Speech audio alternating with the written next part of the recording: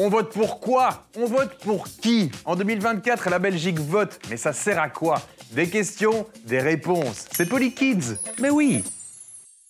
Tout comme moi, tu as ce drapeau sur ta carte d'identité. Mais qu'est-ce que ça fait là, ce truc? Ce drapeau, ça veut dire que tu es un citoyen ou une citoyenne de l'Union européenne, comme 448,4 millions d'autres personnes. L'Union européenne, ou l'UE, comme disent les jeunes cool, c'est pas seulement un nom très stylé et cet hymne.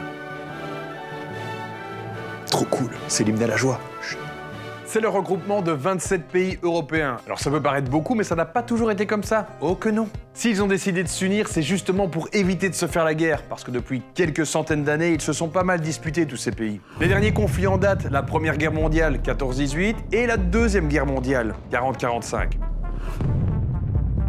Et c'est justement après cette guerre que plusieurs dirigeants politiques se sont dit que c'était peut-être plus intelligent de s'unir et de parler plutôt que de se faire la guerre. Juste histoire d'éviter de nombreux morts et des destructions inutiles. Alors ça a commencé tout petit, avec 6 pays, dont la Belgique. Le but à l'époque, c'était de faciliter l'échange de l'acier et du charbon entre ces différents pays. Le 18 avril 1951, la création de la communauté européenne de l'acier et du charbon. Pourquoi l'acier et pourquoi le charbon? Tout simplement parce qu'à l'époque, ces deux ressources étaient indispensables pour fabriquer des armes et du matériel militaire. Ce gros tank, ce fusil, cet avion, c'est de l'acier. Et le fait de partager ces ressources ensemble, ça permet à la fois de ne plus se faire la guerre et de posséder un max de thunes. Ce modèle, ça a été la base d'une union plus vaste qui a amené de plus en plus de pays. Et aujourd'hui, les 27 membres forment une union économique et politique. Union politique car l'Union européenne adopte des lois qui s'appliquent à tous ses membres, que ce soit en Espagne ou en Pologne. Et union économique car les mêmes règles économiques s'appliquent à tous ses membres. Par exemple, depuis 2002, dans certains pays, on a l'euro qui est une monnaie unique qui facilite considérablement les achats d'un pays à l'autre. Bon, ok, je t'explique tout ça, mais en fait, qu'est-ce que ça change concrètement pour toi, l'Union européenne? Eh ben, pas mal de choses.